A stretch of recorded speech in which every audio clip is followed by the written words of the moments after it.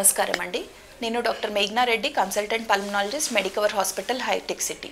So మనం ప్రతి year February 27th national protein డేగా సెలబ్రేట్ చేసుకుంటాం. ఎందుకు అంటే మెయిన్గా ఈ ఇనిషియేటివ్ అనేది మనం 2020లో స్టార్ట్ అయింది. Because more than 80% of the ఇండియన్స్కి protein అనేది రిక్వైర్డ్ దానికంటే చాలా తక్కువగా తీసుకుంటున్నారు. సో ఆ ఎసెన్షియల్ న్యూట్రియంట్ మనకు అవసరం కాబట్టి దానికి మనము ఎంతవరకు రిక్వైర్డ్ అయితే అంత తీసుకోవాలి. సో దానికోసమని మనం ఈ ఇనిషియేటివ్ అనేది స్టార్ట్ అయింది.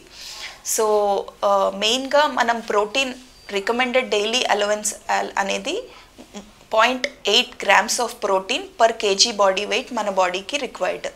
సో ఈ ప్రోటీన్ మనకి మెయిన్గా దేంట్లో ఉంటుంది అంటే eggs, chicken, milk, paneer, soya, Brussels sprouts, broccoli. So దీంట్లో మనకు మెయిన్గా ఎక్కువ ప్రోటీన్ అనేది రిక్వైర్డ్ ఉంటుంది. సో రెస్పిరేటరీ పరంగా చూసుకుంటే మనకు ట్యూబర్క్లోసిస్ అనే వ్యాధిలో కూడా మనకు ప్రోటీన్ లాస్ అనేది ఎక్కువగా ఉంటుంది. సో ఈ ప్రోటీన్ని మనము మళ్ళీ ఇవ్వడానికి అడిషనల్గా ప్రోటీన్ రిక్వైర్మెంట్ అనేది ఇంక్రీజ్ చేయాల్సిన అవసరం ఉంది. So that is the reason we celebrate national protein day on February 27th. వెజిటేరియన్స్లో చూసుకుంటే మనం milk, protein, paneer, soya, broccoli, Brussels sprouts, almonds, pumpkin seeds, oats, దీంట్లో మనకు ప్రోటీన్ ఎక్కువగా ఉంటుంది.